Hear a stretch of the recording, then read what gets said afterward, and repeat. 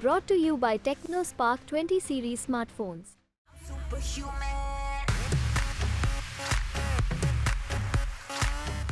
बिहार की राजनीति में बीजेपी का चेहरा रहे सुशील कुमार मोदी अब इस दुनिया में नहीं रहे। 72 साल के सुशील कुमार मोदी लगभग 6 महीनों से कैंसर से पीड़ित थे।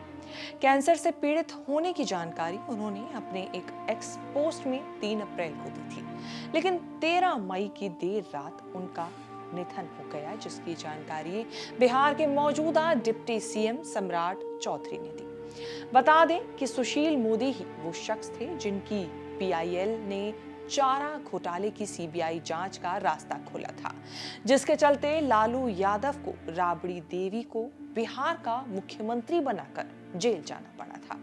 हालांकि इस वक्त लालू चारा घोटाले के केस में सजायाफ्ता है और आधी सजा पूरी करने के बाद मेडिकल ग्राउंड पर जमानत पर हैं। सुशील मोदी और लालू यादव ने साथ साथ छात्र संघ के जरिए राजनीति में कदम रखा था, लेकिन बिहार की सत्ता ने दोनों को एक दूसरे का दुश्मन बना दिया। भले ही लालू और सुशील मोदी धुर विरोधी रहे हों, लेकिन जैसे ही सुशील मोदी के निधन की खबर लालू यादव के परिवार को मिली, उन्होंने शोक संवेदना प्रकट की। आरजेडी के राष्ट्रीय अध्यक्ष लालू प्रसाद यादव ने 1974 आंदोलन के छात्र नेता रहे पूर्व उप मुख्यमंत्री सुशील कुमार मोदी के निधन पर शोक जताते हुए कहा कि हमने एक संघर्ष और आंदोलन का साथी खो दिया है। इसकी कमी हमेशा महसूस करूंगा। साल 74 के आंदोलन में हम दोनों ने साथ में संघर्ष और आंदोलन करके अपनी पहचान बनाई थी। इनके निधन से राज्य को अपूरणीय क्षति हुई है और इनकी कमी हमेशा महसूस की जाएगी। देश ने एक प्रखर वक्ता और संघर्षों के बीच अपनी पहचान बनाने वाले नेता को खो दिया है। लालू के इस भावुक कर देने वाले बयान से इतना तो साफ है कि भले ही ये दोनों नेता एक दूसरे के विरोधी रहे हों, लेकिन अब जब सुशील मोदी इस दुनिया को अलविदा कह चुके हैं, तो लालू को भी उनकी कमी खलने लगी है। जैसा कि हमने बताया, सुशील वही नेता थे जिन्हें बिहार के सबसे बड़े घोटाले का खुलासा करने का श्रेय दिया जाता है।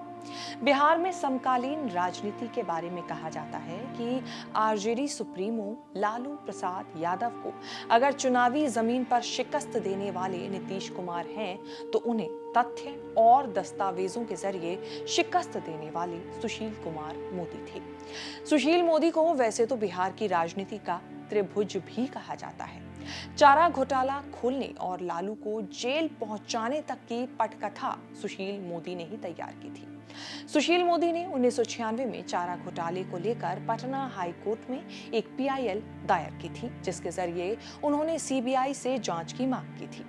1996 में सीबीआई ने जब जांच शुरू की तो चारा घोटाले की परत दर परत खुलती चली गई।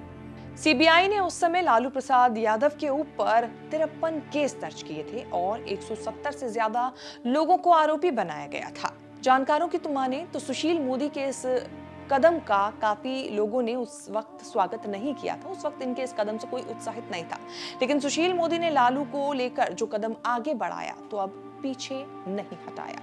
लालू को जेल की सलाखों के पीछे पहुंचाने के बाद ही उन्होंने दम लिया। 2015 में जेडीयू आरजेडी की सरकार बनने के बाद सुशील मोदी के निशाने पर लालू परिवार एक बार फिर आ गया।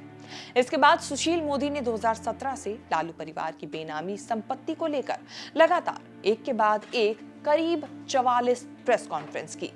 नतीजा ये हुआ कि 26 जुलाई 2017 को इनकी सरकार गिर गई। नई सरकार 27 जुलाई को बनी, जिसमें सुशील कुमार मोदी उप मुख्यमंत्री बने।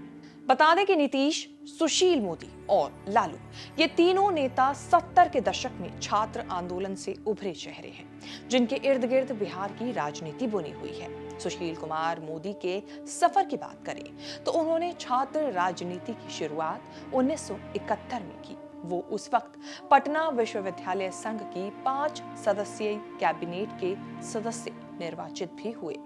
1973 में वो महामंत्री चुने गए। उस वक्त पटना विश्वविद्यालय संघ के अध्यक्ष लालू प्रसाद यादव और संयुक्त सचिव रवि शंकर प्रसाद चुने गए थे। बॉटनी में पटना विश्वविद्यालय में ग्रेजुएशन कर चुके सुशील कुमार मोदी बेहद ज़हीन छात्र माने जाते थे, लेकिन जेपी आंदोलन के प्रभाव में आने के बाद उन्होंने पोस्ट ग्रेजुएशन में पटना विश्वविद्यालय में दाखिला लेकर पढ़ाई बीच में ही छोड़ दी थी। सुशील मोदी ने लालू को लेकर जो जाल बिछाया था, उसमें लालू यादव आज भी बुरी तरह उलझे हुए हैं।